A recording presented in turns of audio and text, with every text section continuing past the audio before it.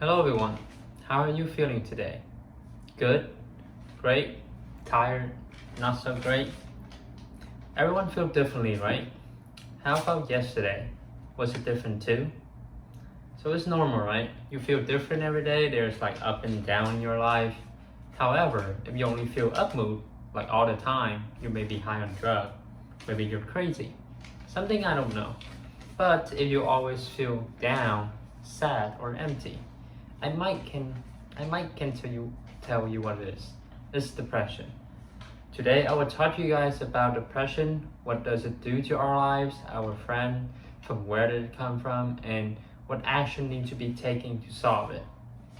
J.K. Rowling once says, "It's so difficult to describe depression to someone who never been there, because it's not sadness. I know sadness.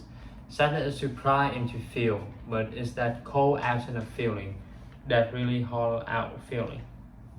Some people describe it like watching the paint dry, but science had a definition to it. Depression is a common and serious medical illness that negatively affects how you feel, the way you think, and the way you act. So, let's go into the problems. The biggest problem it has been creating is really popular for is death. People don't kill themselves, depression did. From the World Health Organization in January 2020, depression is a common mental disorder. Globally, there's 264 million people of all ages suffer from depression, and close to 800,000 people die due to suicide every year. I'm not saying depression of suicide is depression, but most of them are. Depression is the 10th leading cause of early death, calculated by the Guardian in June 2018. The link between suicide, which is the second leading cause of death for young people between the age 15 and 29, the link between suicide and depression is clear, and around the world, 2 people kill themselves every minute. The United States is the most depressed country in the world, followed by Colombia, Ukraine, and France very closely.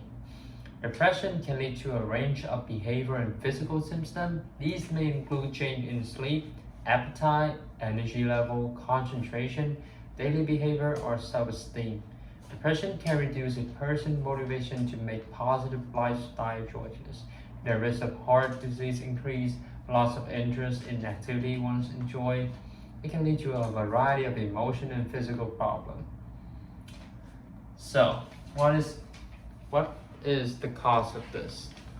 Recent research points to various reasons, many overlapping. In particular, less developed countries often lack of infrastructure to collect data on depression and are less likely to recognize it as an illness. Also, people in these countries are more likely to feel a social stigma against talking about how they feel and are reluctant to ask for professional help. I can tell you right now, overthinking is not the cause of depression.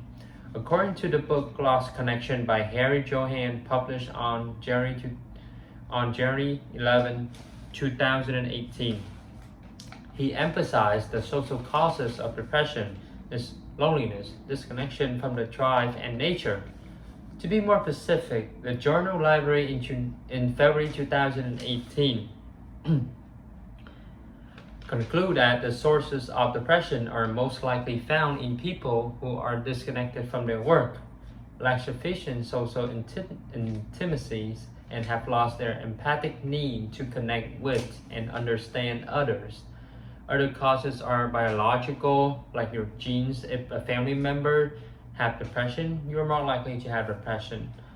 Like psychological, like how you think about yourself, your character, and social, the environment around you, the way we live together.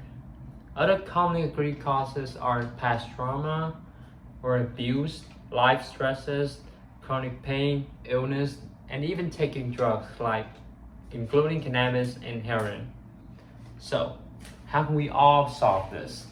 The first thing came to mind is antidepressant, like using medical, which reduce symptoms of depression.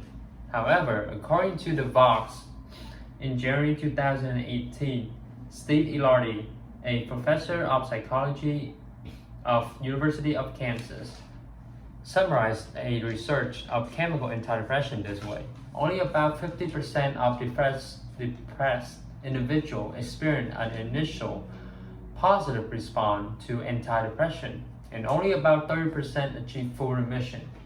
In other words, the drugs give some relief, but that's not enough. So don't focus too much on medication without putting with too little investment in talking therapies, which are regarded as a crucial ally to fight against depression. The most common talking therapy is cognitive behavioral therapy, which breaks down overwhelming problem into situation, thoughts, emotion, physical feelings, and action to try to break a cycle of negative thoughts. Other than that, physical activity or art therapy, yoga, workout, singing, dancing, and sports will help. But there's so much you can do by yourself. Another solution is for the government to increase more resources.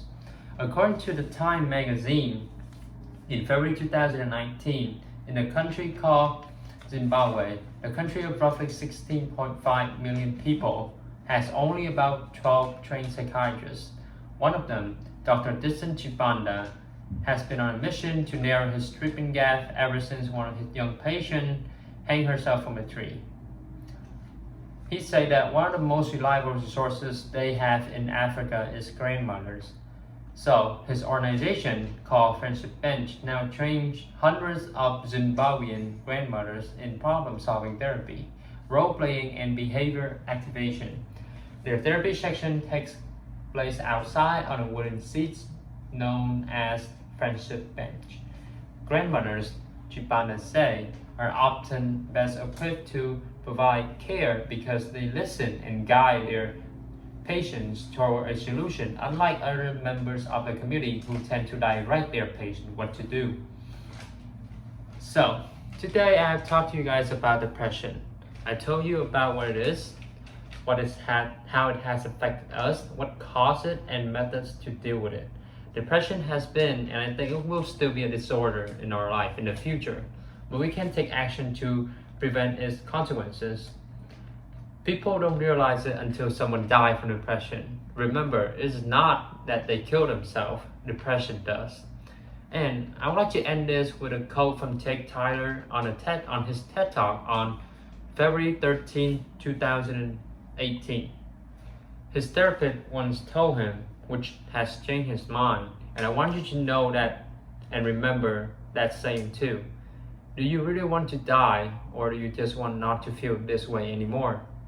Thank you.